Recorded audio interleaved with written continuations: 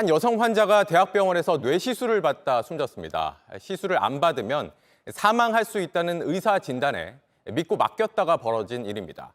그런데 이 환자는 추적 검사만으로 충분했고 굳이 시술을 할 이유가 없었다는 정부 산하기관 판단이 나왔습니다. 먼저 최현수 기자입니다. 두통을 앓던 50대 여성 임모 씨는 지난 2022년 10월 대전의 한 대학병원을 찾았습니다. 의사는 뇌 스텐트 시술을 하자고 했습니다. 시술 안 하면은 이제 혈관이 부풀어 오른 데가 터질 수 있으니까 시술을 해야 된다. 죽을 수도 있다는 그런 얘기가 되는 거니까. 임 씨가 주저하자 자신 있다고도 했습니다. 자기는 이런 시술을 많이 해봤기 때문에 자신 있다. 설득 내지는 계속 유도를 했죠.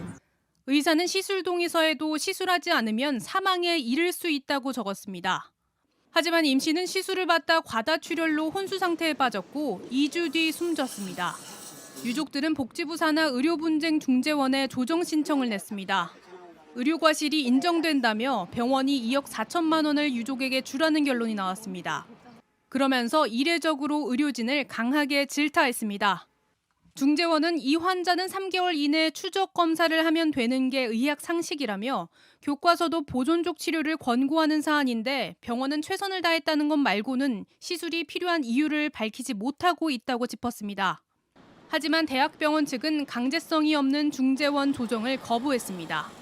시술 받으러 들어가기 전에 손 붙잡고 잘 갔다 오라고 하더니 그런 모습이 아직도 선하고 그냥 단순하게 몇 시간 있으면 볼 수 있겠지 그렇게 했었는데.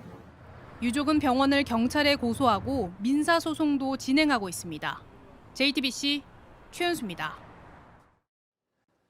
문제의 대학병원은 불필요한 시술을 한 것뿐만 아니라 시술 과정도 문제였다는 지적을 받았습니다.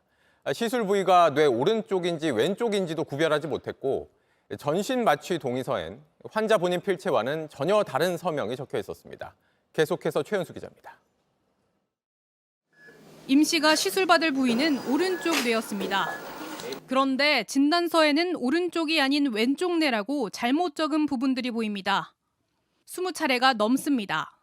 기록지 같은 데 보면은 또 좌측이라고 기록돼 있고 그런 부분들이 많다는 그만큼 엉성하게 뭔가 준비가 안 돼 있는 상태에서.